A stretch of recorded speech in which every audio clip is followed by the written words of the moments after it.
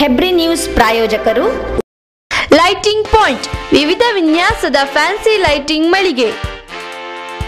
ನಮ್ಮಲ್ಲಿ Philips, Crompton Greaves, Khaitan, Osram, Wipro, Orient, CFL lights, ಝೂಮಾ lights, fancy wall lights, gate lights, ceiling lights, outdoor pictures, street lights, appliances, autumn fans, all types of fans, iron box, water heater, spotlights ಇತ್ಯಾದಿಗಳು discount ದರದಲ್ಲಿ ದೊರೆಯುತ್ತದೆ. ಹಿಂದೆ ಭೇಟಿ ನೀಡಿ. ಸಂಪರ್ಕಿಸಿ lighting point, SS complex, first floor, Vijaya bank building, Jodu Raste, Karkala. ದೂರವಾಣಿ 082582308481.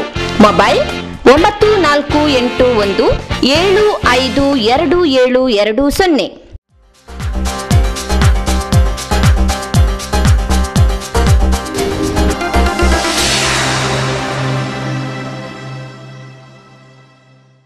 ಆತ್ಮೀಯರೇ, ನಾವಿಂದು ನಮ್ಮ ಹೆಬ್ರಿ ನ್ಯೂಸ್ ಚಾನಲ್ ವತಿಯಿಂದ ಹೆಬ್ರಿಯ ಸಜ್ಜನ ರಾಜಕಾರಣಿ ಹಾಗೂ ಸಾಮಾಜಿಕ ಕಾರ್ಯಕರ್ತ ಶ್ರೀ ಜಯಕರ್ ಪೂಜಾರಿ ಅವರನ್ನು ತಮ್ಮೊಂದಿಗೆ ಭೇಟಿ ಮಾಡಿಸಲಿದ್ದೇವೆ. ಹೆಬ್ರಿಯ ಹಲವಾರು ಪ್ರಗತಿ ಕಾರ್ಯಕ್ರಮಗಳಲ್ಲಿ ತಮ್ಮನ್ನು ತೊಡಗಿಸಿಕೊಂಡಂಥ ವ್ಯಕ್ತಿ ಜಯಕರ್ ಪೂಜಾರಿ ಅವರು ಇದೀಗ ನಮ್ಮೊಂದಿಗೆ. ಮೊನ್ನೆ ಜಯಕರ್ ಪೂಜಾರಿ ಅವರೇ, ನಮಸ್ಕಾರ. ನಿಮಗೆ ಹಾರ್ದಿಕವಾದಂಥ ಸ್ವಾಗತ. ಜಯಕರ್ ಪೂಜಾರಿ ಅವರೇ, ತಮ್ಮ ಸಾಧನೆಗಳ ಬಗ್ಗೆ 2 ಮಾತುಗಳನ್ನು ನಮಗೆ ತಿಳಿಸಬೇಕಾಗಿ ತಮ್ಮಲ್ಲಿ ಕೇಳಿಕೊಳ್ತೇನೆ. ಸುಮಾರು 17 ವರ್ಷಗಳಿಂದ ಸಾಮಾಜಿಕ ಹಾಗೂ ರಾಜಕೀಯವಾಗಿ ನನ್ನನ್ನು ಜನರೊಟ್ಟಿಗೆ ಸೇರಿಸಿಕೊಂಡಿದ್ದೇನೆ. ಪ್ರಥಮವಾಗಿ ಬರುವಾಗ ಏನು ಉದ್ದೇಶವನ್ನು ಇಟ್ಟುಕೊಂಡು ಈ ಕ್ಷೇತ್ರಕ್ಕೆ ನಾನು ಬಂದಿದ್ದೇನೆ. ಜನರೊಂದಿಗೆ ಬೆರಿಬೇಕು, ಜನರಿಗೆ ನನ್ನಿಂದ ಏನಾದರೂ ಮಾಡಬೇಕೆನ್ನುವ ಒಂದು ಹಂಬಲದಿಂದ ಪ್ರಥಮವಾಗಿ ನಾನು ಪಂಚಾಯತಿನ ಚುನಾವಣೆಯಲ್ಲಿ ಸ್ಪರ್ಧೆಯನ್ನು ಮಾಡಿದ್ದೇನೆ. ಜನರು ನನ್ನನ್ನು ಆಯ್ಕೆ ಕೂಡ ಮಾಡಿದರು. ಆ ಸಂದರ್ಭದಲ್ಲಿ ನನ್ನ ಅನುಭವ ಕಡಿಮೆ ಇದ್ದರೂ ಕೂಡ ನನ್ನೊಂದಿಗೆ ಇದ್ದಂಥ ಅನೇಕ ಹಿರಿಯ ಪಂಚಾಯತ್ ಸದಸ್ಯರು ನನಗೆ ಮಾಹಿತಿಯನ್ನು ಕೊಟ್ಟು ಆ ಮುಖಾಂತರ ಅವರೆಲ್ಲರ ಮಾರ್ಗದರ್ಶನದಂತೆ ಜನರಿಗೆ ಒಳ್ಳೆಯ ಕೆಲಸ ಕಾರ್ಯವನ್ನು ಮಾಡಲಿಕ್ಕೆ ಅನುಕೂಲವಾಯಿತು. ಇದೇ ಮಾತಿನಲ್ಲಿ 1, 2, 3 ಬಾರಿ ಚುನಾವಣೆಯಲ್ಲಿ ಸ್ಪರ್ಧೆಯನ್ನು ಮಾಡಿ 3 ಸಾರಿ ಕೂಡ ಈ ಕ್ಷೇತ್ರದಲ್ಲಿ ನನ್ನ ಜನ ಆಯ್ಕೆ ಮಾಡಿದರು. ಹಾಗೆ 2 ವರ್ಷ ಪಂಚಾಯತ್ನ ಅಧ್ಯಕ್ಷನಾಗಿ ಕೂಡ ನನ್ನನ್ನು ಆಯ್ಕೆ ಮಾಡಿ ಪಂಚಾಯತ್ ಹೆಬ್ರಿ ಮತ್ತು ಚಾರ ಗ್ರಾಮದ ಅಭಿವೃದ್ಧಿಗೆ ನನ್ನನ್ನು ತೊಡಗಿಸಿಕೊಳ್ಳುವಂಥ ಒಂದು ಅವಕಾಶವನ್ನು ಜನ ಕಲ್ಪಿಸಿಕೊಟ್ಟರು. ಅದೇ ರೀತಿಯಲ್ಲಿ ಬೇರೆ ಕ್ಷೇತ್ರ ನಮ್ಮ ಕನ್ಯಾನ ಹಾಲು ಉತ್ಪಾದಕರ ಸಹಕಾರಿ ಸಂಘದಲ್ಲಿ ಕೂಡ 2 ಅವಧಿಗೆ ಸುಮಾರು 10 ವರ್ಷಗಳ ಕಾಲ ನಿರ್ದೇಶಕನಾಗಿ ಸೇವೆಯನ್ನು ಮಾಡಲಿಕ್ಕೆ ಅವಕಾಶವನ್ನು ಜನ ಕಲ್ಪಿಸಿಕೊಟ್ಟರು. ಹಾಗೆ ಬ್ರಹ್ಮಶ್ರೀ ನಾರಾಯಣ ಗುರು ಸೇವಾ ಸಂಘ ಇದರ ಪ್ರಧಾನ ಕಾರ್ಯದರ್ಶಿಯಾಗಿ ಸುಮಾರು 12 ವರ್ಷಗಳಿಂದ ನಾನು ಸೇವೆಯನ್ನು ಸಲ್ಲಿಸ್ತಾ ಇದ್ದೇನೆ. ಹೆಬ್ರಿ ಗ್ರಾಮ ಅರಣ್ಯ ಸಮಿತಿ ಇದರ ಅಧ್ಯಕ್ಷನಾಗಿ ಸುಮಾರು 6 ವರ್ಷದಿಂದ 2ನೇ ಅವಧಿಗೆ ಈಗ ಕೆಲಸವನ್ನು ಮಾಡ್ತಾ ಇದ್ದೇನೆ. ಹಾಗೆ ಬೇರೆ ಬೇರೆ ಕ್ಷೇತ್ರ, ಅದು ಮಜ್ಜನ ಮಂದಿರ ಇರ್ಬೋದು ಅಥವಾ ಬೇರೆ ಬೇರೆ ಕ್ಷೇತ್ರದಲ್ಲಿ ಜನ ನನ್ನನ್ನು ತೊಡಗಿಸುವಂತೆ ಪ್ರೇರಣೆ ಕೊಟ್ಟು ನನ್ನನ್ನು ಸಾಮಾಜಿಕವಾಗಿ ತೊಡಗಿಸಿಕೊಳ್ಳುವಲ್ಲಿ ಜನ ಪ್ರಮುಖವಾದ ಪಾತ್ರವನ್ನು ವಹಿಸ್ತಾರೆ. ಇದು ಬಹುಶಃ ನನಗೆ ಒಂದು ಹೆಮ್ಮೆಯ ವಿಚಾರ. ಅಲ್ಲಿ ನನ್ನ ಕರ್ತವ್ಯವನ್ನು ಜನ ಜ್ಞಾಪಿಸಿಕೊಟ್ಟು ನನ್ನನ್ನು ಈ ಕ್ಷೇತ್ರಕ್ಕೆ ಇನ್ನಷ್ಟು ತೊಡಗಿಸಿಕೊಳ್ಳುವಲ್ಲಿ ಜನ ಪ್ರಮುಖವಾದ ಪಾತ್ರವನ್ನು ವಹಿಸ್ತಾರೆ ಅಂತ ಹೇಳ್ತಾ, ಮತ್ತು ಜೊತೆಗೆ ಈ ಭಾಗದ ನಾಯಕರು ಕೂಡ ನನಗೆ ಅತ್ಯಂತ ಪ್ರೋತ್ಸಾಹವನ್ನು ಕೊಟ್ಟು ನಾನು ಮಾಡತಕ್ಕಂಥ ಒಳ್ಳೆಯ ಕೆಲಸಗಳಿಗೆ ಸಹಕಾರವನ್ನು ನೀಡಿದ್ದಾರೆ. ಆ ಮುಖಾಂತರ ನಾನು ಈ ಸೇವೆಯನ್ನು ಜನರಿಗೆ ಮಾಡಲಿಕ್ಕೆ ಸಾಧ್ಯ ಆಯಿತು ಅಂತ ಹೇಳ್ತಾ ಇದ್ದೇನೆ. ಕಾಂಗ್ರೆಸ್ ಪಕ್ಷದಲ್ಲಿ ನಿಮ್ಮ ನಾಯಕರು ಯಾರು? ನಮ್ಮ ನಾಯಕರು ಗೋಪಾಲ ಬಂಡೇರಿಯವರು ಹಾಗೂ ನಮ್ಮ ಪ್ರಸನ್ನ ಬಲ್ಲಾಳ್ ಅವರು. ಪಂಚಾಯತ್ ಅಧ್ಯಕ್ಷರಾಗಿಯೂ ತಾವು ಕೆಲಸ ಮಾಡ್ತೀರಿ ಅಂತ ತಿಳಿಸಿದ್ದೀರಿ. ಪಂಚಾಯತ್ ಅಧ್ಯಕ್ಷರಾಗಿ ನಿಮ್ಮ ಸಾಧನೆ? ಅಧ್ಯಕ್ಷನಾಗಿ 2.5 ವರ್ಷದಲ್ಲಿ ನಾವು ಅನೇಕ ಕಾರ್ಯಕ್ರಮವನ್ನು ಹಾಕಿಕೊಂಡಿದ್ದೇವೆ. ಈ ನಿಟ್ಟಿನಲ್ಲಿ ಒಂದು ನನಗೆ ತೃಪ್ತಿ ತಂದಂಥ ಒಂದು ಯೋಜನೆ ಅಂತ ಹೇಳಿದ್ರೆ, ಹೆಬ್ರಿಗೆ ಒಂದು ಒಳ್ಳೆಯ ಉದ್ಯಾನವನದ ಒಂದು ಪಾರ್ಕಿನ ಅಗತ್ಯ ಇತ್ತು. ಅದಕ್ಕಾಗಿ ಸ್ಥಳಾವಕಾಶದ ವ್ಯವಸ್ಥೆಯನ್ನು ಮಾಡಿಕೊಂಡು ಸುಮಾರು 4 ಎಕರೆ ಸ್ಥಳವನ್ನು ನಿಗದಿ ಮಾಡಿ ಅದಕ್ಕೆ ಬೇಕಾದಂಥ ಅನುದಾನವನ್ನು ಮಾಡಿಕೊಂಡು ಈಗಾಗಲೇ ಪ್ರಗತಿಯಲ್ಲಿರುವಂಥ ಉದ್ಯಾನವನ ನಮ್ಮ ಹೆಬ್ರಿ ಉಡುಪಿ ರೋಡಿನಲ್ಲಿ ಸುಮಾರು 4 ಎಕರೆಯಲ್ಲಿ ಉದ್ಯಾನ ಪ್ರಗತಿಯಲ್ಲಿದೆ. ಅದು ಹೆಬ್ರಿ ಪಂಚಾಯತ್ ಮತ್ತು ಹೆಬ್ರಿ ಅರಣ್ಯ ಸಮಿತಿಯ ಮುಖಾಂತರ ನಡೆಯುತ್ತಿರುವಂಥ ಒಂದು ಕಾರ್ಯಕ್ರಮ.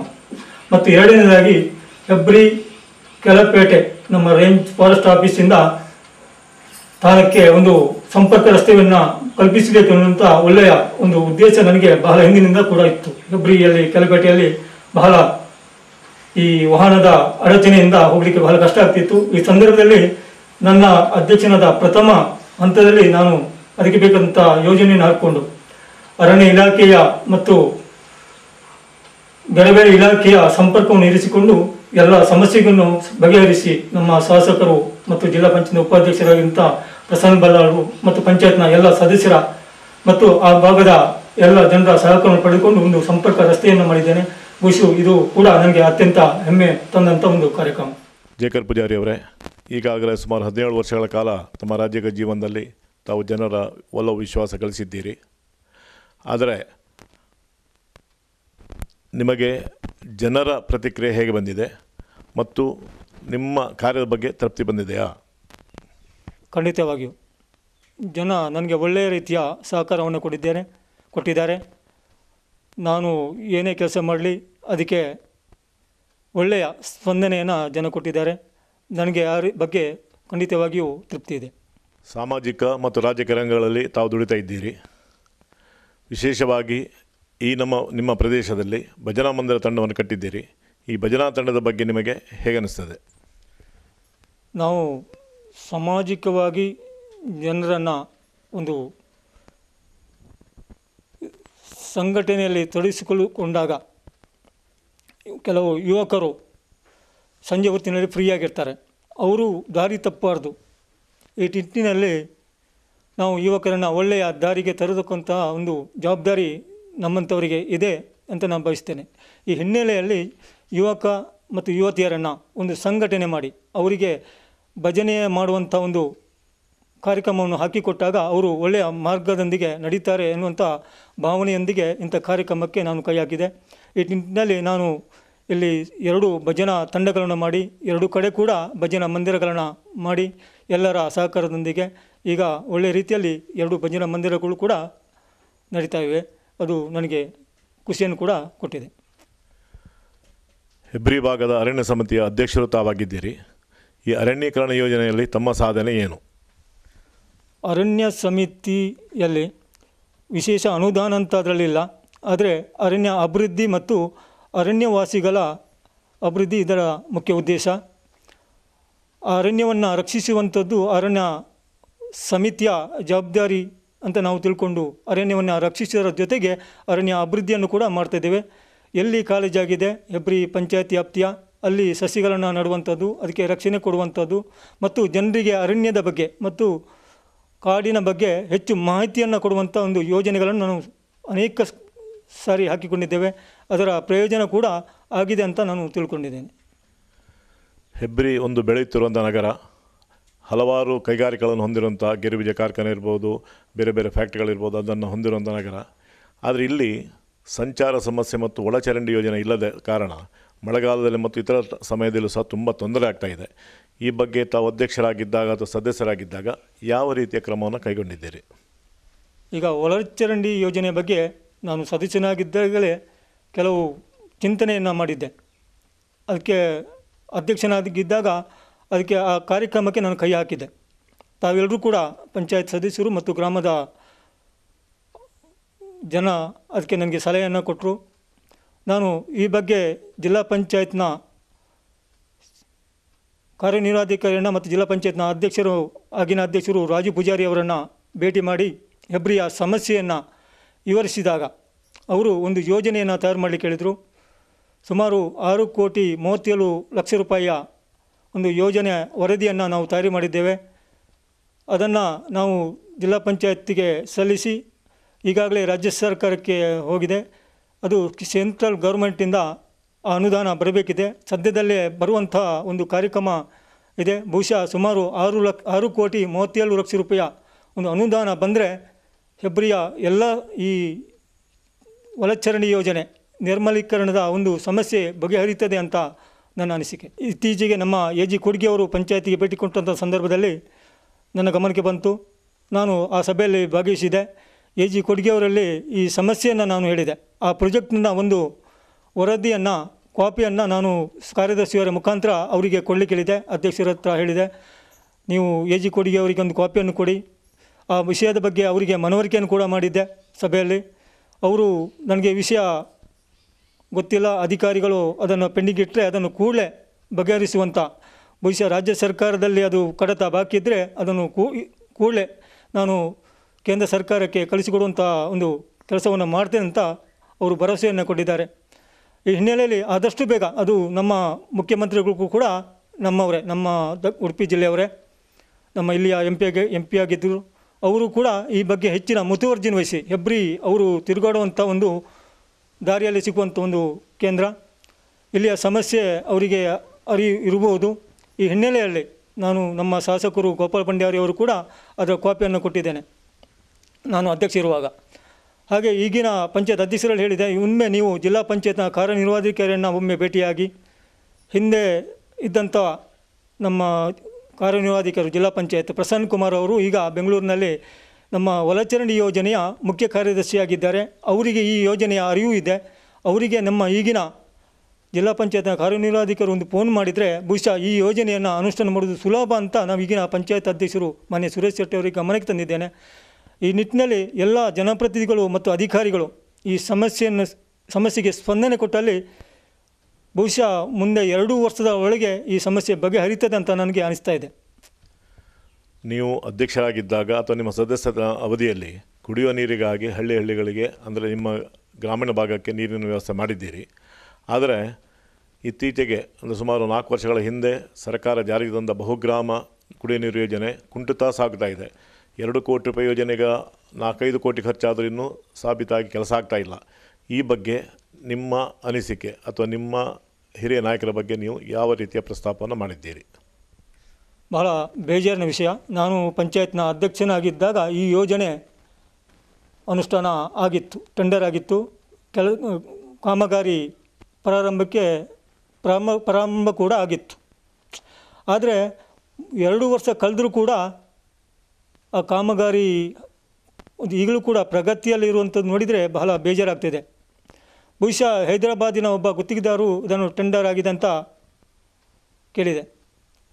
ಬಹುಶಃ ಇಲ್ಲಿಯ ಲೋಕಲ್ ಒಬ್ಬ ಗುತ್ತಿಗೆದಾರನಿಗೆ ಕೊಟ್ಟರೆ ಅಥವಾ ಪೀಸ್ ವರ್ಕಾಗಿ ತುಂಡಾಗಿ ಗುತ್ತಿಗೆಯನ್ನು ಕೊಟ್ಟರೆ ಆ ಕಾಮಗಾರಿ ಉತ್ತಮವಾಗಿರ್ತದೆ, ಅವರಿಗೆ ಜನರ ಮುಲಾಜಿರ್ತದೆ, ಅವರು ಉತ್ತಮವಾಗಿ ಕೆಲಸವನ್ನು ಮಾಡ್ತಾರೆ ಮತ್ತು ಅದನ್ನು ಆದಷ್ಟು ಬೇಗ ಮುಗಿಸಿಕೊಡಲಿಕ್ಕೆ ಇಲ್ಲಿಯ ಜನಪ್ರತಿನಿಧಿಗಳು ಕೂಡ ಒಳ್ಳೆಯದಾಗ್ತದೆ ಅಂತ ಹೇಳ್ತಾ, ಈ ಬಗ್ಗೆ ಯಾರಿಂದ ತಪ್ಪಾಗಿದೆ ಅನ್ನೋದಕ್ಕಿಂತ ಬಹಳ ಬೇಜಾರಾಗ್ತಿದೆ. ಒಂದು ಕಾಮಗಾರಿ 2 ವರ್ಷ 3 ವರ್ಷ ಆದರೂ ಕೂಡ ಮುಗಿದಿಲ್ಲ ಅಂತ ಹೇಳಿದ್ರೆ ನಾವೆಲ್ಲರೂ ಕೂಡ ಬಹಳ ಪಶ್ಚಾತ್ತಾಪ ಪಡಬೇಕಂತ ಒಂದು ಯೋಜನೆ. ತಾವು ಪಂಚಾಯತ್ ಅಧ್ಯಕ್ಷರಾಗಿ ಸದಸ್ಯರಾಗಿ ಅನೇಕ ಸಂಘಟನೆಗಳು ದುಡಿದವರಾಗಿದ್ದೀರಿ. ಆದರೆ ವಿರೋಧ ಪಕ್ಷದ ಅಂದರೆ ಪಂಚಾಯತ್ನಲ್ಲಿ ಪಕ್ಷ ಇಲ್ಲದಿದ್ದರೂ ಸಹ ವಿರೋಧ ಪಕ್ಷ BJP ಅಥವಾ ಜನತಾದಳದ ಸದಸ್ಯರ ಬಗ್ಗೆ ನಿಮ್ಮ ಅಭಿಪ್ರಾಯ ಹೇಗೆ? ಅಥವಾ ಅವರು ಹೇಳಿದಂಥ ಕೆಲಸಗಳನ್ನು ಮಾಡಲು ತಾವು ಯಾವ ರೀತಿ ಉತ್ಸುಕರಾಗಿದ್ದೀರಿ? ಈಗಾಗಲೇ ಹೇಳಿದ ಹಾಗೆ ನಾವು ಚುನಾವಣೆಯಲ್ಲಿ ಗೆದ್ದ ನಂತರ ನಮಗೆ ಪಕ್ಷ ಇಲ್ಲ. ನಾವು ಜನಪ್ರತಿನಿಧಿಗಳು ಎಲ್ಲ ಜನರನ್ನು ಸರಿಯಾಗಿ ನೋಡ್ಕೊಳ್ಬೇಕು, ಇದು ನಮ್ಮ ಜವಾಬ್ದಾರಿ. ಕೃಷಿಕರಾಗಿದ್ದೀರಿ, ಕೃಷಿಯಲ್ಲಿ ನಿಮ್ಮ ಸಾಧನೆ ಹೇಗೆ ಮತ್ತು ನಿಮ್ಮ ಮನೆಯ ಸಾಂಸಾರಿಕ ಜೀವನದ ಬಗ್ಗೆ 2 ಮಾತುಗಳನ್ನು ನಾನು ನಿಮ್ಮ ಹತ್ರ ಕೇಳಬಯಸ್ತೇನೆ.